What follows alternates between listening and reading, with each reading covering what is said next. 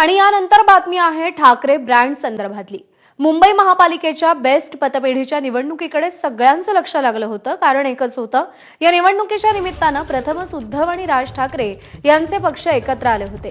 पण ठाकरे ब्रँड म्हणून निवडणुकीत प्रचंड गाजावाजा झाल्यानंतर आज लागलेल्या निकालांमध्ये त्यांना भोपळा सुद्धा फोडता आलेला नाही।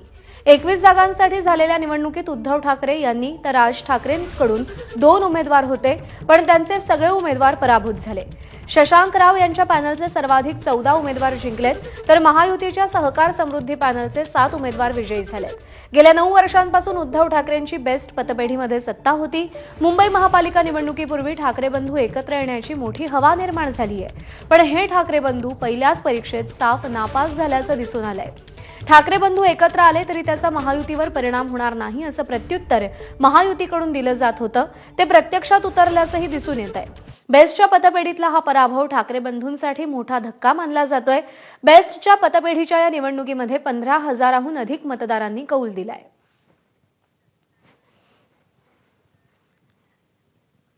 दरम्यान बेस्ट पतपेढी निवडणुकीतील ठाकरे बंधूंच्या पॅनलच्या पराभवानंतर प्रसाद लाड यांनी डिवचलंय। जागा दाखवली अशी एक्स पोस्ट प्रसाद लाड यांनी ठाकरे बंधूंना उद्देशून केली आहे।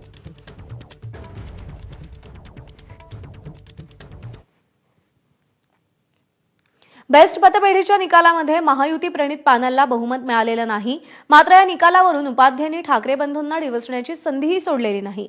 2 शून्यांची बेरीज 0च असं केशव उपाध्ये म्हणाले। मोठा गाजावाजा करत 2 ठाकरे बंधू एकत्र आले, आता ते सगळं काही जिंकणारच असा आव आणला गेला। प्रत्यक्षामध्ये बेस्ट कामगार पतपेढीच्या निवडणुकीत जी वर्षानुवर्ष उबाठाकडे होती, तिथे दोन्ही ठाकरे बंधू एकत्र आल्यानंतर 21 पैकी एकही जागा जिंकता आली नाही। याचा अर्थ मुंबईतला मराठी माणूस हा विकासाच्या मुद्द्यावरती भारतीय जनता पार्टी सोबत आहे, भावनेच्या वरती राजकारण करणाऱ्या ठाकरे बंधूंसोबत नाही। हे पुन्हा एकदा अधोरेखित सिद्ध या निवडणुकीच्या निकालाने झालंय। दरम्यान बेस्ट कामगार सेना अध्यक्ष सुहास सामंत यांनी काय प्रतिक्रिया दिली आहे पाहूया।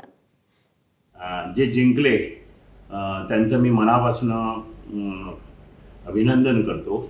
माझ्याकडे 12,000 कर्मचारी असताना माझे स्वतःचे ह्या गोष्टी कशा काय घडू शकल्या, तर हे तर मागच्या 1 आठवड्याभर चाललेलंच आहे। प्रचंड पैशाचा ओघ आला आणि त्याच्यासमोर आम्ही टिकू शकलो नाही। साध्या पतपेढीच्या निवडणुकीमध्ये एवढ्या सिरियसली हा पक्ष ते सगळं काही घेतोय, त्याच्याबद्दल त्यांचं स्वागतही केलं पाहिजे, त्यांचं कौतुकही केलं पाहिजे आणि त्यांच्यापासून देशाला भीती आहे हे सुद्धा सांगितलं पाहिजे।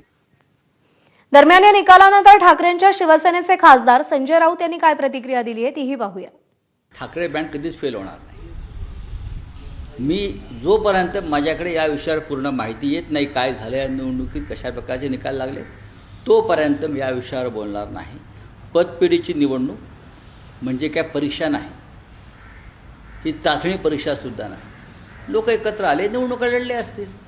ज्या युनियनचे जास्त सदस्य असतात, या निवडणुका पक्षीय बलावर लढल्या जात नाहीत। या निवडणुका ज्या असतात या पक्षीय बलावर, ठीक आहे, काही लोकांनी कार्यकर्ते एकत्र आले आणि त्यांनी ते केलं असेल, पण मला याच्यामध्ये फार मोठं यश कोणाला मिळालंय किंवा अपयश मिळालं असं मला वाटत नाही।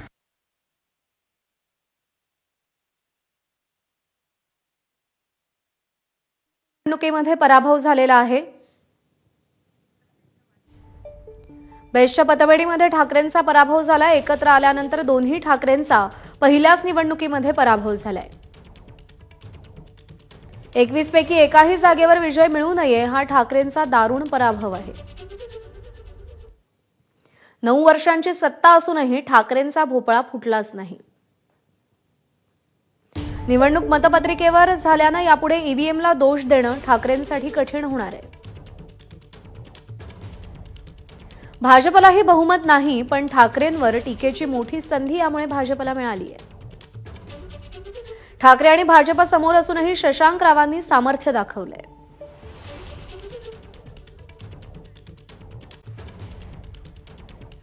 आणि यानंतर एक